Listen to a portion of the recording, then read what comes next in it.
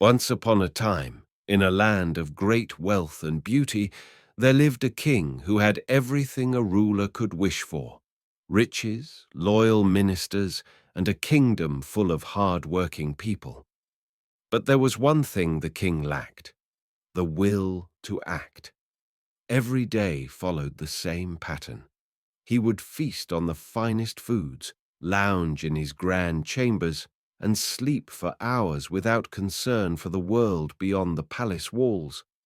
The struggles of his people, the rising threats from enemies, and the slow crumbling of order across the land meant nothing to him.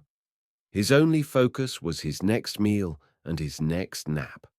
His body grew as lazy as his mind, and eventually he became so overweight that he could hardly stand without help. His ministers begged him to take action. "Your Majesty," they pleaded, "your people suffer while you sleep. Our enemies mock us. You must rise, or all will be lost." But the king simply waved them away, sinking deeper into the comfort of his bed. Then one day he stood before a mirror and saw what he had become: a man trapped in his own body, powerless in his own land. A deep shame filled his heart. "If I don't change now," he thought, "I will lose everything." Determined, he called his people to court and made a bold proclamation: "Whoever helps me regain my health and strength, I shall make my chief minister." Physicians from far and wide came with their cures and promises, but none worked. The king only grew heavier and more frustrated.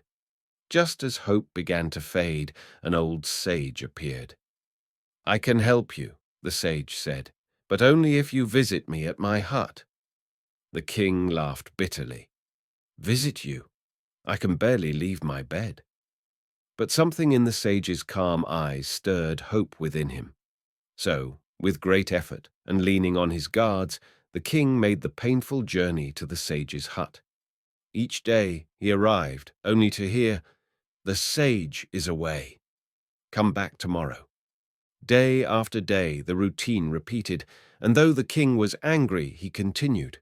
With every visit his legs grew stronger. Eventually he began walking on his own. His frustration gave way to pride. He was doing this himself. After a month, the sage finally welcomed him. Exhausted and irritated, the king asked, "Why did you make me suffer so? Do you know who I am?" The sage smiled gently and replied, "If you truly knew who you are, you wouldn't have needed to come here." Though shamed, the king listened. The sage handed him a bottle and said, "One sip daily at my hut. Eat only what I approve. 2 months, you will see." From that day, the king followed the sage's guidance with new resolve. He gave up his rich feasts and instead ate simple grains, fruits, and vegetables. Whenever hunger tempted him, he reminded himself, "This is the price of my kingdom's future." He rose early each morning and walked to the sage's hut. His legs, once weak, became firm. His breath, once heavy, became steady. There were days he stumbled and days he longed to give up, but he remembered the mirror and the hope of a better kingdom. As the weeks passed, he felt lighter, not just in his body, but in spirit. His mind sharpened. He returned to court, listened to his ministers, settled disputes, and began planning the defense of his land. The people saw their king reborn and were inspired by his transformation. Joy returned to their work and hope to their hearts. Month by month, the king changed. He lost 20 kilograms, then 10 more. His once tight robes now hung loose. He rode his horse again, led royal hunts, walked the markets, and spoke with his people. Where shame had once lived, pride now stood. Where there had been weakness, there was now strength. The kingdom itself awakened. Trade flourished. The fields grew rich with harvest. Enemies that once mocked the throne now watched in silence, wary of the king who had conquered himself. Then one day, the sage arrived at the palace. The king was stunned. "You always said you would never enter the palace," he said. "Why have you come?" The sage gave a kind smile. "Because, your majesty, my task is done.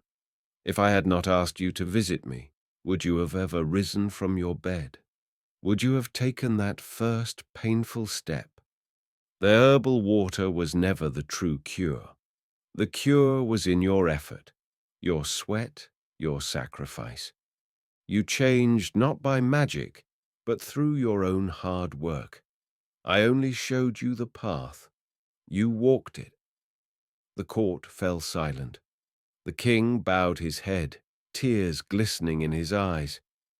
"You have taught me the greatest lesson of all," he whispered, "that true power lies not in riches or thrones, but in mastering oneself."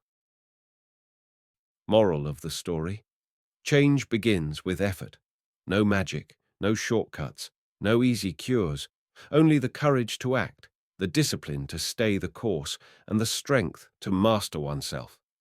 When you change your action, you change your life, and the world around you will follow.